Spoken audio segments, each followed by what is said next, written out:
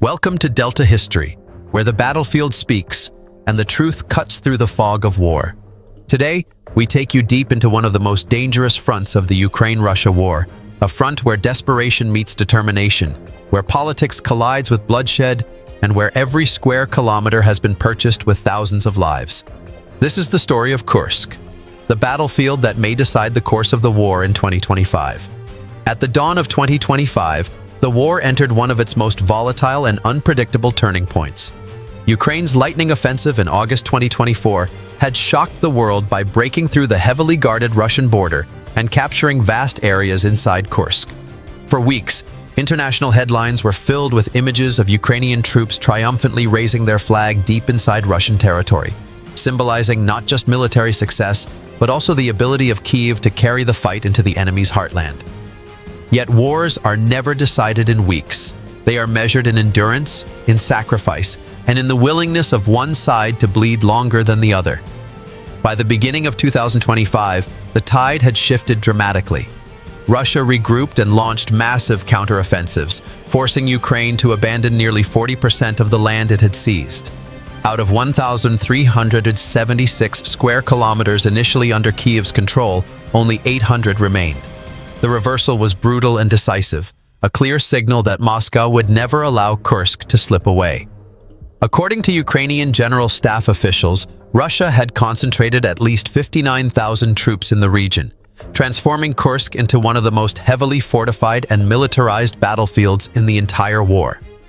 As the fighting escalated, Vladimir Putin revealed just how far the Kremlin was willing to go to feed its war machine.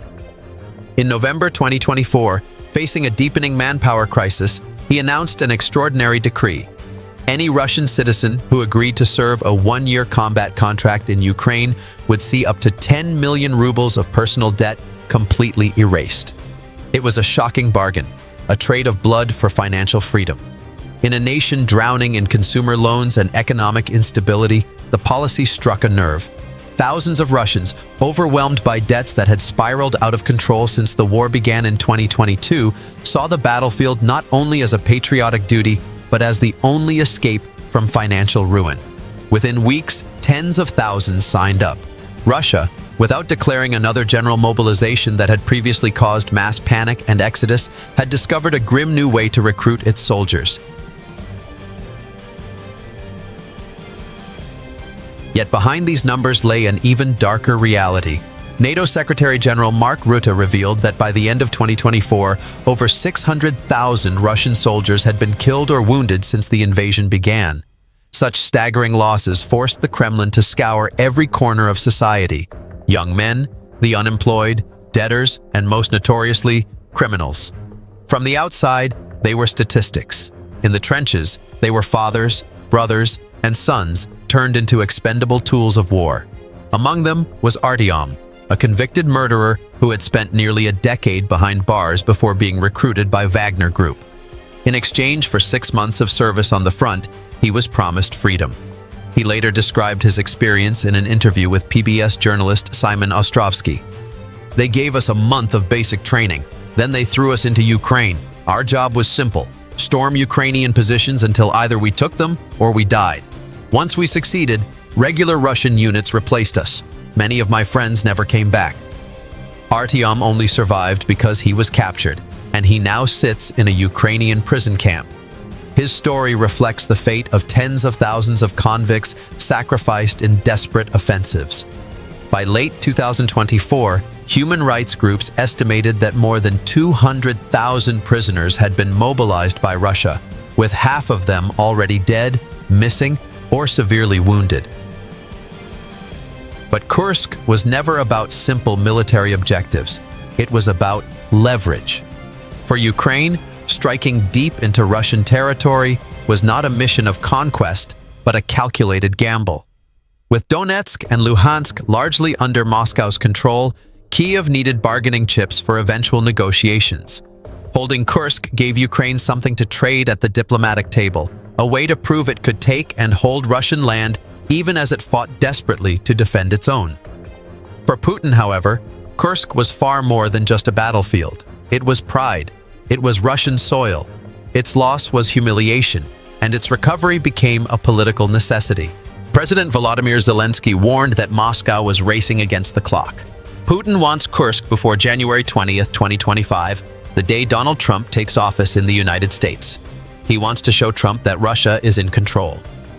With that statement, Kursk transformed into a stage not only of military struggle, but of international politics, tied directly to the shifting power dynamics in Washington. On the ground, the war dragged forward with relentless brutality. Ukrainian officers reported that Russian forces advanced at a steady rate of 200 to 300 meters per day across multiple fronts, including Kursk. It was not dramatic, but it was effective. Every day, Ukraine lost ground. Every day, trenches dug at immense human cost were abandoned under Russian artillery fire. By late 2024, Russia had deployed 575,000 troops across Ukraine, with intelligence indicating the number could climb to 690,000 in 2025. If true, it meant Moscow was preparing for the bloodiest stage of the war yet. Amid this grinding stalemate, Putin's rhetoric revealed the darker narrative underpinning the Kremlin's strategy. In September 2023, while visiting troops on the southern front, he declared, "Anyone can make mistakes in life, but if they give their lives for Mother Russia, they redeem their sins." The message was aimed squarely at the convicts pressed into service. Their deaths were not only military expedients but propaganda, proof that the state could transform criminals into martyrs through sacrifice on the battlefield. Death was repackaged as redemption, a chilling reminder of how the Kremlin turned human suffering into political narrative. And so, as 2025 unfolds, Kursk stands as the ultimate symbol of what this war has become. For Ukraine, it is the bargaining chip that cannot be surrendered. For Russia, it is the wound that must be healed at any cost. For the world, Kursk is a reminder that the war is far from over. Its fields and forests are filled with conscripts, convicts, and young men lured by the promise of debt forgiveness. Its skies thunder with artillery and the whine of drones. And every single day, more lives are consumed, transformed into currency for politics, diplomacy, and survival. In the end, history may remember 2025, not for a peace treaty, not for a decisive victory, but as the year when debt, blood, and diplomacy collided on a single battlefield, Kursk. This is Delta history, where the battlefield speaks and the truth cuts through the fog of war.